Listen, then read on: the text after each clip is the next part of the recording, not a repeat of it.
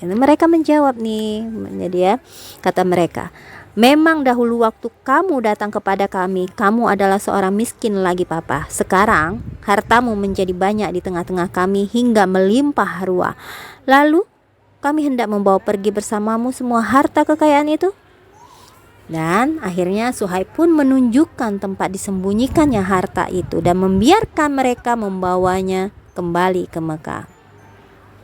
Ada hal yang aneh, bahwa mereka mempercayai ucapan Suhaib tanpa ragu dan atau bersikap waspada, hingga mereka tidak meminta bukti, bahkan tidak meminta agar ia mengucapkan sumpah.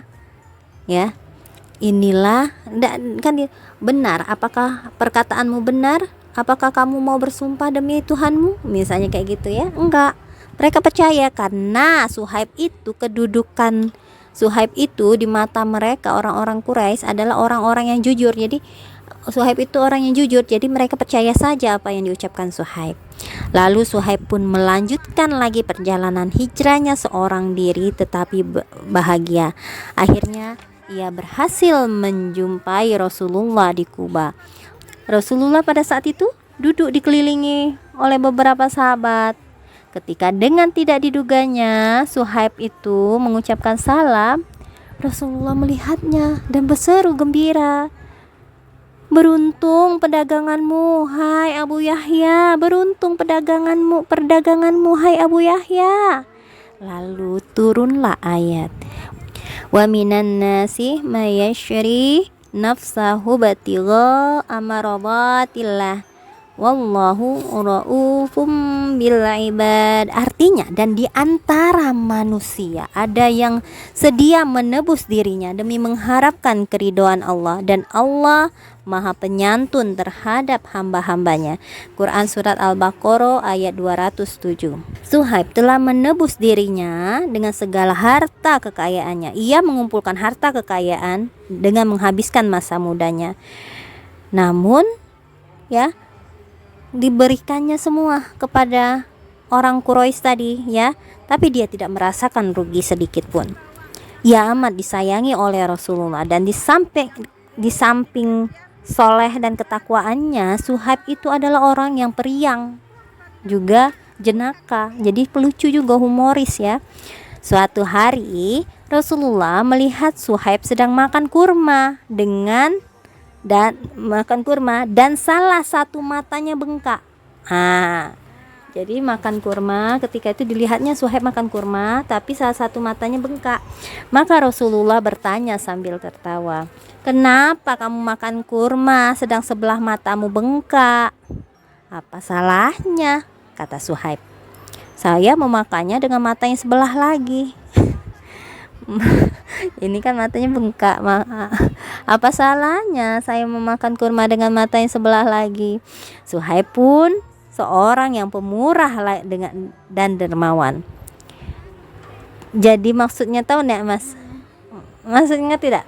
Iya, maksudnya itu ya tidak masalah ya Rasulullah, aku kan bukan makan dengan mata, makan tuh dengan mulut, jadi tidak masalah makan kurma, karena mataku yang satunya juga bisa, tanpa mata yang satunya bisa juga tetap makan, maksudnya kayak gitu loh.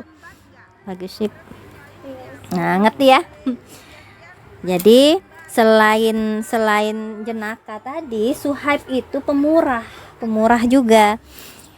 Tunjangan yang diperolehnya, jadi uang yang didapatnya dari Baitul Mal dibelanjakannya, digunakannya untuk kepentingan fisabilillah ya, di jalan Allah dengan membantu orang-orang yang fakir dan miskin.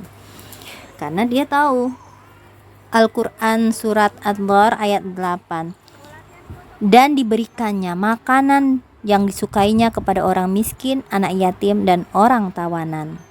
Sampai-sampai kemurahannya itu, kedermawanan Suhaib itu diperingatkan oleh Umar.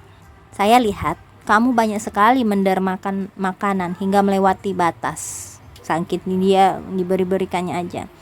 Namun jawaban Suhaib, sebab saya pernah mendengar Rasulullah bersabda, khiyarukum man at'amat ta'am. Sebaik-baik kalian ialah yang suka memberi makanan. Nah, kenapa? Karena Suhaib ini mengamalkan apa yang dikatakan Rasulullah, orang yang paling baik adalah orang yang suka memberi makanan kepada orang lain, kayak gitu. Dan setelah diketahui kehidupan Suhaib itu berlimpah dengan keutamaan dan kebesaran, maka Umar pun memilihnya menjadi imam untuk kaum muslimin dalam sholat. Nih, tak kala Amirul Mukminin diserang orang sewaktu melakukan sholat subuh bersama kaum muslimin, maka disampaikanlah pesan dan kata-kata akhirnya kepada para sahabat. Kata Umar ini ya, hendaklah Suhaib menjadi imam kaum muslimin dalam sholat. Ketika itu Umar telah memilih 6 orang sahabat yang diberi tugas untuk mengurus pemilihan khalifah yang baru. Dan khalifah kaum muslimin lah yang biasanya menjadi imam dalam sholat mereka.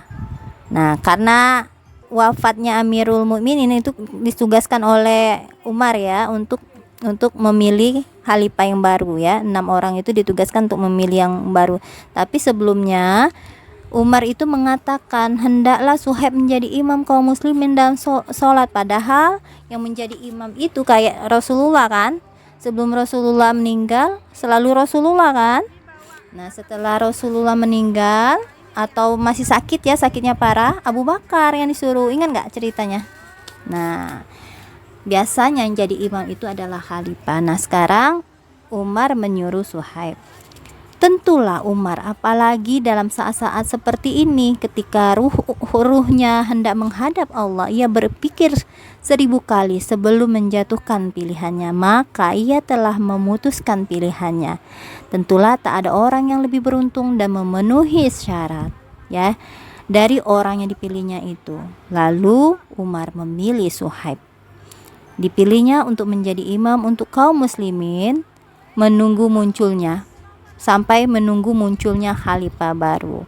Dan ketika ia memilihnya bukan tidak tahu bahwa lidah Suhaib adalah lidah asing, maksudnya itu udah terbiasa dengan bahasa-bahasa Romawi kayak kita ya, orang Medan cara menyampaikannya beda ya, ngomongnya ya dengan orang kita. Nah, Suhaib itu terbiasa lidahnya dengan dialek-dialek Romawi, maka peristiwa ini merupakan kesempurnaan karunia Allah terhadap hambanya yang solih, Suhaib bin Sinan. Jadi nggak masalah mau dia orang apapun, asalkan apa yang dibacanya memang sesuai dengan apa yang diperintahkan oleh Rasulullah, cara-caranya tidak masalah.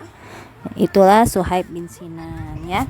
Jadi dek, orang itu bisa berubah dek, dari yang tadi kaya jadi budak berlian, kemudian kaya lagi ya. Itu semua karunia Allah. Kita juga kalau kita nggak punya nggak mampu, kita berusaha hingga kita mampu. Nah, pada saat kita mampu itu jangan kita lalai ya, jangan kita kupur. Apa dia ini di dalam ini ya? Jangan kita kufur, karena Allah akan menambahkan nikmat kita kalau kita nggak kufur.